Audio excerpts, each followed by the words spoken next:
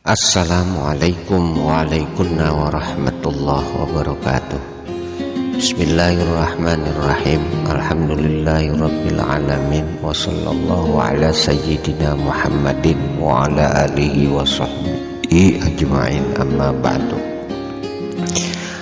Hadratal mukarramin wal muhtaramin, para saudaraku sekalian, mudah-mudahan kita semua senantiasa berada di bawah naungan ridha Allah wa Rasulih sallallahu alaihi wasallam, senantiasa berada di dalam tarbiyah dan syafaat batiniah beliau Rasulullah sallallahu alaihi wasallam, serta senantiasa berada di dalam jangkungan doa restu, limpahan barokah dan karomah dari para wali-wali kekasih Allah, wabil khusus dari beliau pemimpinnya, para wali-wali kekasih Allah tersebut, Ghausu hadza zaman radhiyallahu anhu. Para saudaraku sekalian, sebelum kita lanjutkan pembahasan ini, sekedar mengingatkan, pastikan Anda itu benar-benar telah mendengarkan dan telah memahami kajian sebelumnya. Sebab secara prinsipnya setiap kajian demi kajian yang saya sampaikan di sini ini merupakan kelanjutan dari kajian-kajian sebelumnya.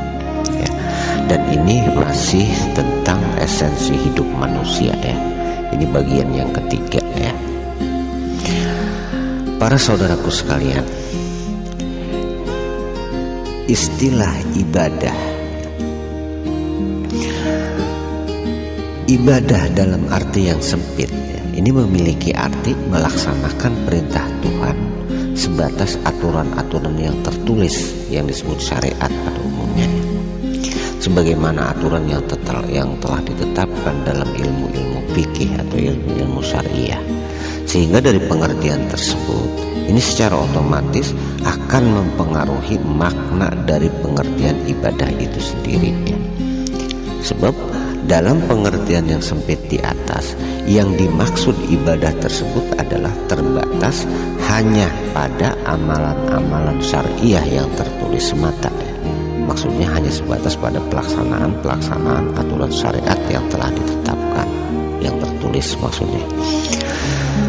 Tetapi harus dipahami, ibadah dalam pengertian yang luas ini justru memiliki ruang lingkup seluruh aspek kehidupan manusianya itu sendiri Dan adapun status ibadah dalam arti yang sempit di atas ini tentunya dalam perspektif pengertian ibadah yang luas maksudnya, ini adalah hanya merupakan bagian dari ibadah dalam arti yang luas itu sendiri. Tetapi semua itu harus menjadi acuan di dalam pelaksanaan ibadah dalam arti yang luas di atas, dan bukan berarti untuk ditinggalkan. Ini perlu dipahami dan direnungkan para saudaraku sekalian. Para saudaraku sekalian, ketika Anda berdagang misalnya, otomatis dalam pengertian ibadah yang sempit, berdagang tersebut bukan termasuk daripada bagian dari ibadah. Tetapi dalam pengertian yang luas, justru berdagang tersebut ini merupakan bagian dari ibadah itu sendiri Secara zahirnya, kegiatan berdagang tersebut ini bagian dari kegiatan jasmaniah yang bersifat keduniawian. Tetapi keinginan untuk berdagang tersebut ini adalah muncul dari keinginan jiwa. Jika fitrah jiwa pada diri Anda tersebut ini lebih dominan, maka otomatis kegiatan berdagang yang dilakukan oleh jasmani Anda di atas ini akan dapat dimanfaatkan untuk mengembalikan kesucian fitrah jiwa Anda itu sendiri. Kenapa? Sebab jiwa Anda tersebut menyadari bahwasannya bisanya Anda berdagang adalah semata-mata sebab pertolongan Allah. Billah la haula wala quwata illa billah.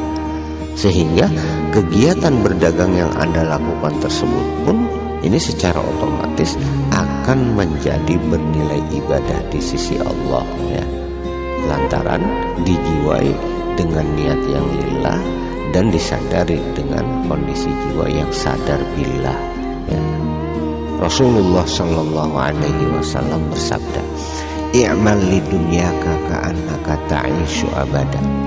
Berusahalah untuk duniamu seakan-akan kamu hidup untuk selama-lamanya. Ya.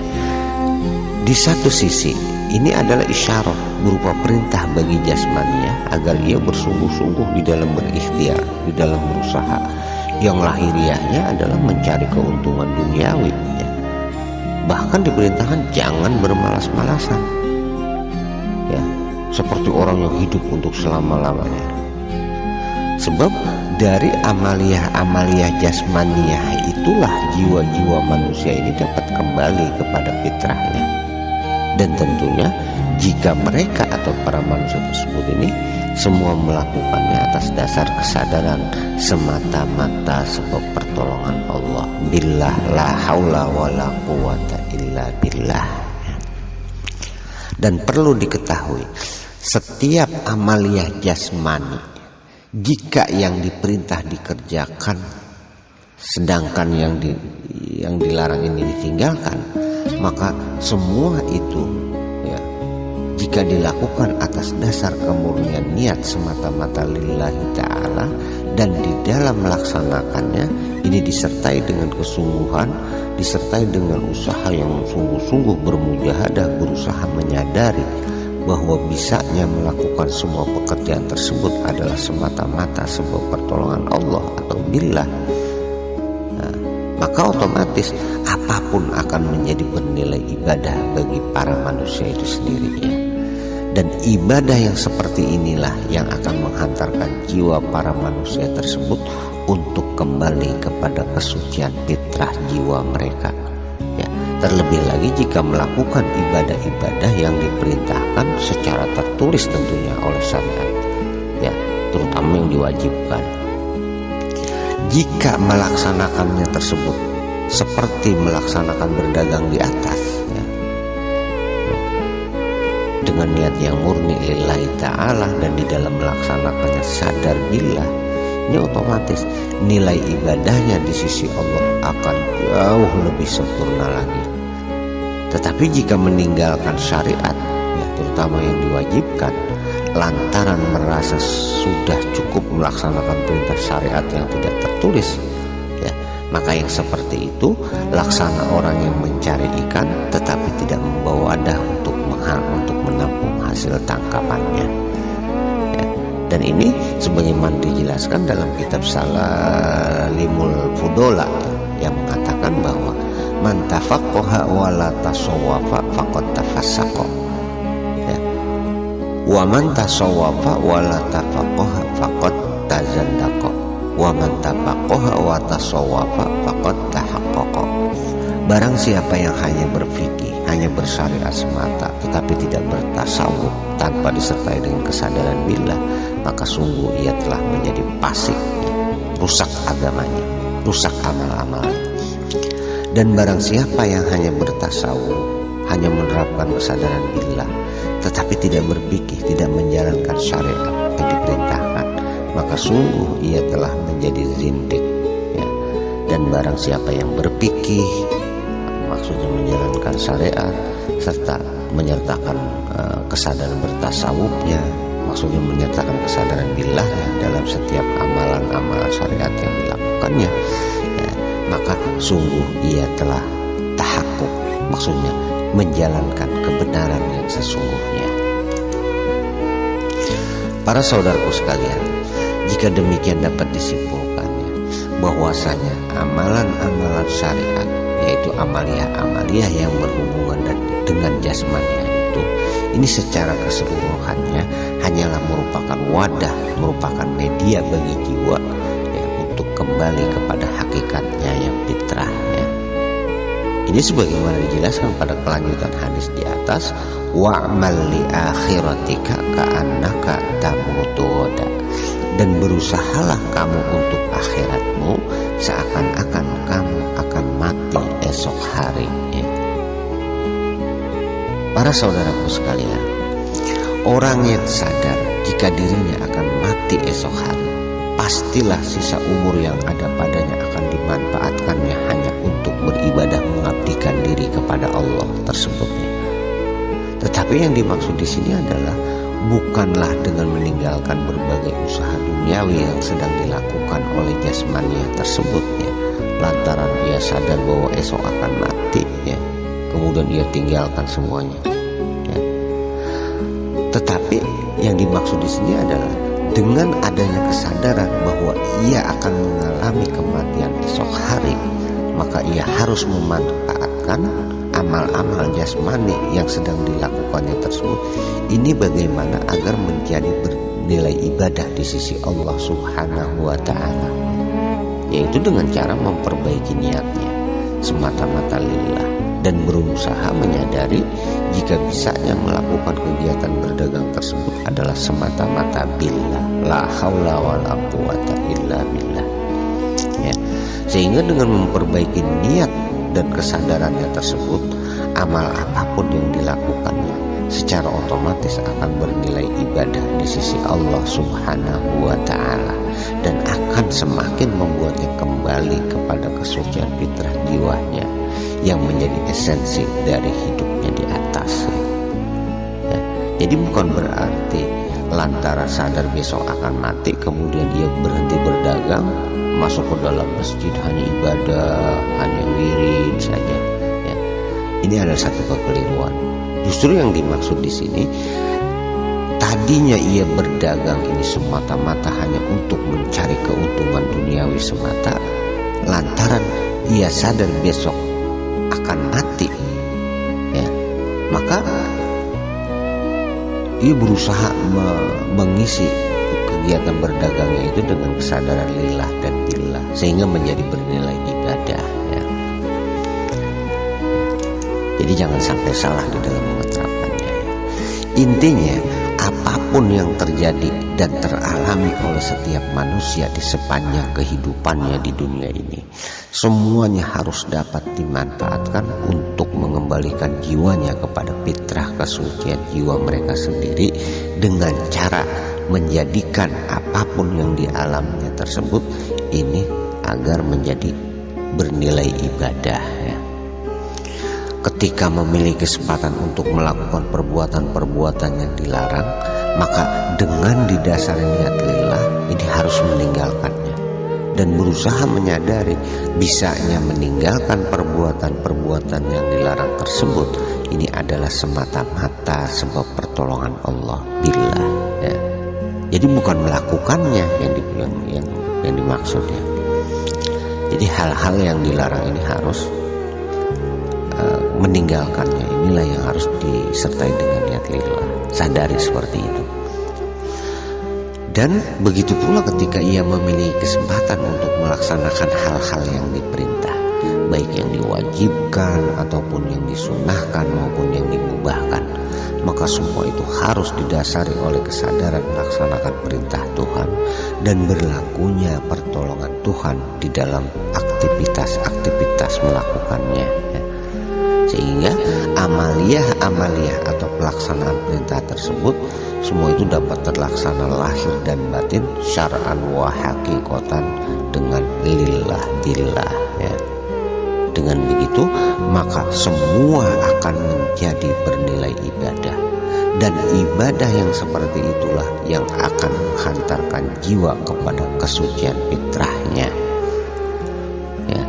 Lalu seperti apa manifestasi atau perwujudan dari pelaksanaan ibadah kepada Tuhan di atas ya? Perhatikan firman Allah Subhanahu wa ta'ala, iz qala rabbuka lil malaikati inni ja'ilun fil ardi khalifah. Ingatlah ketika Tuhanmu berfirman kepada para malaikat, sesungguhnya aku hendak menjadikan manusia sebagai khalifah di muka bumi. Para saudaraku sekalian, setiap manusia itu semuanya pada dasarnya memiliki status sebagai khalifah, sebagai pemimpin. Dan perlu diketahui, pemimpin yang bijaksana adalah pemimpin yang mampu membawa yang dipimpinnya tersebut kepada kesejahteraan, baik kesejahteraan secara moral maupun material, serta mampu memberikan rasa aman dan sentosa kepada semua orang yang dipimpinnya tersebut, sekaligus mampu menciptakan satu kondisi di mana semua orang yang dipimpinnya tersebut merasa terbebas dari berbagai semacam intimidasi, intervensi, ya, dan semacamnya yang membuat mereka tidak nyaman dalam hidupnya. Rasulullah Shallallahu Alaihi Wasallam bersabda, ya, kullukum ra'in wa kullukum mas'ulun an ra'iyatihi, al imamu ra'in wa mas'ulun an ra'iyatihi, wa rajulu ra'in fi ahlihi wa huwa mas'ulun an ra'iyatihi, wal mar'atu ra'iyatun fi baiti zawjiha wa mas'ulatun an ra'iyatiha, wal khadimu ra'in fi mali sayyidihi wa mas'ulun an ra'iyatihi. Qala wa hasibtu an qad qala war rajulu ra'in fi mali abihi wa mas'ulun an ra'iyatihi wa kullukum ra'in wa mas'ulun an ra'iyatihi. Setiap kalian adalah pemimpin, dan setiap pemimpin akan dimintai pertanggungjawaban atas yang dipimpinnya. Imam adalah pemimpin yang akan dimintai pertanggungjawaban atas rakyatnya. Seorang suami adalah pemimpin dan akan dimintai pertanggungjawaban atas keluarganya. Seorang istri adalah pemimpin di dalam urusan rumah tangga suaminya, dan akan dimintai pertanggungjawaban atas urusan rumah tangga tersebut.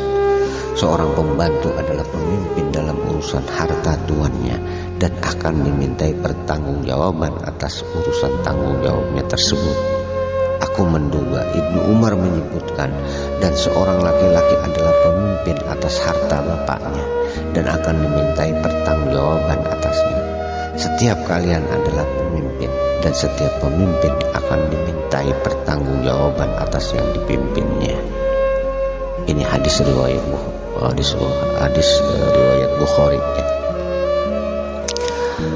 Para saudaraku sekalian, seorang pembantu adalah pemimpin atas urusan harta tuannya. Seorang istri adalah pemimpin atas urusan rumah tangga suaminya. Seorang suami adalah pemimpin atas keluarganya. Bahkan setiap pribadi, setiap individu adalah pemimpinnya atas anggota-anggota badannya.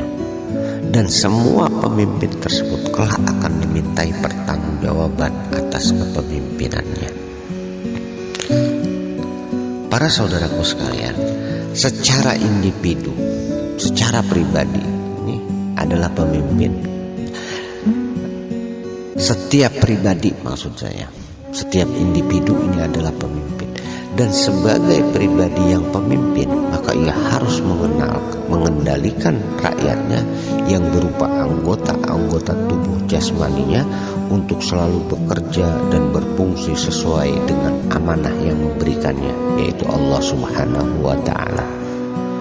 Seorang yang bersungguh-sungguh bertanggung jawab di dalam memimpin, khususnya di dalam memimpin dirinya sendiri, maka serta-merta seluruh anggota tubuhnya atau para rakyatnya tersebut, dia akan diperintahkan untuk beribadah mengabdikan diri kepada Tuhan.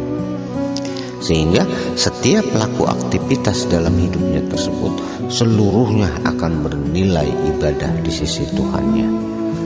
Ya, dan adapun yang menjadi pemimpin di dalam diri setiap pribadi tersebut, ini adalah tidak lain, yaitu hatinya itu sendiri. Ini sebagaimana sabda Rasulullah Shallallahu Alaihi Wasallam, Inna fil jasadi lamudghatan iza soluhat soluhal jasadu kulluhu wa iza fasadat fasadal jasadu kulluhu ala wahyal qalb. Sesungguhnya di dalam diri setiap orang ada segumpal daging. Apabila segumpal daging itu baik, maka menjadi baiklah seluruh tubuhnya. Tetapi apabila ia buruk, maka menjadi buruklah seluruh tubuhnya. Ketahuilah, itulah hati, al-qalb. Ya. Jadi hati itulah yang menjadi pemimpin dalam kehidupan setiap individu, setiap pribadi manusia. Sedangkan seluruh anggota tubuhnya itu sendiri, semuanya ya tidak lebih hanya laksana pelayan dan rakyat bagi hatinya di atas. Dan semuanya tunduk, tidak berdaya di bawah kekuasaan pemimpinnya, yaitu hatinya itu sendiri. jika hati seseorang telah dipenuhi oleh cahaya kesadaran iman, cahaya fitrah, maka otomatis akan membuahkan wujud kepemimpinan yang amanah di semua maksudnya di mana semua kebijakan-kebijakan yang dibuatnya di dalam memimpin tersebut ini akan selalu mengacu pada hal-hal yang semakin mendekatkan dirinya kepada Tuhan yang diimaninya di atas, sehingga perintah-perintah Tuhan baginya pun bukan lagi menjadi sesuatu yang membebani dirinya, tetapi justru sebaliknya akan menjadi sesuatu yang sangat dibutuhkannya. Dan pada akhirnya akan tercipta satu kondisi rasa di dalam hatinya di mana ia dapat merasakan kelezatan di dalam melaksanakan perintah-perintah Tuhan tersebut. Dan sebaliknya, jika hatinya itu telah dikuasai oleh nafsu anania, selalu mengaku mampu, lantaran mengikuti karakter jasa dianya, padahal sedikit pun ia tidak memiliki kemampuan. La haula wala quwata illa billah, tiada daya dan upaya sedikit pun melainkan semata-mata pertolongan Allah. Maka amalia apapun yang dilakukannya, walaupun amal-amal yang dilakukannya tersebut secara lahiriahnya adalah amal-amal ketaatan sekalipun, seperti sholat, membaca Quran dan sebagainya, tetapi lantaran semua itu dilakukan atas dasar pengakuan diri, atas dasar ananiah, maka amal-amalnya tersebut pun justru semakin mempercepat jalannya menuju kepada siksa Allah. Maka inilah yang dimaksud dari perkataan Hasan Al-Basri radhiyallahu an, barang siapa yang sholat tidak khusyuk maka akan mempercepat jalannya menuju kepada siksa Allah. Dengan demikian maka dapat diketahui jika esensi hidup manusia yang sesungguhnya itu adalah tidak lain yaitu menjaga atau mengembalikan kesucian fitrah jiwa mereka sendiri. Adapun beribadah mengabdikan diri kepada Tuhan adalah merupakan bentuk tuntunan untuk kembali kepada fitrah mereka tersebut. Sedangkan konsistensi menjalani tugas kepemimpinan kekhalifahan itulah itu sendirilah yang merupakan wujud nyata dari pelaksanaan ibadah di atas. Maka hidup yang dijalani oleh setiap manusia yang berperan sebagai khalifah tersebut pada hakikatnya adalah mengemban amanah Tuhan yang harus mereka jalani, yaitu mengembalikan kesucian fitrah jiwa mereka dengan cara istiqomah di dalam beribadah mengabdikan diri kepada Allah Subhanahu wa ta'ala.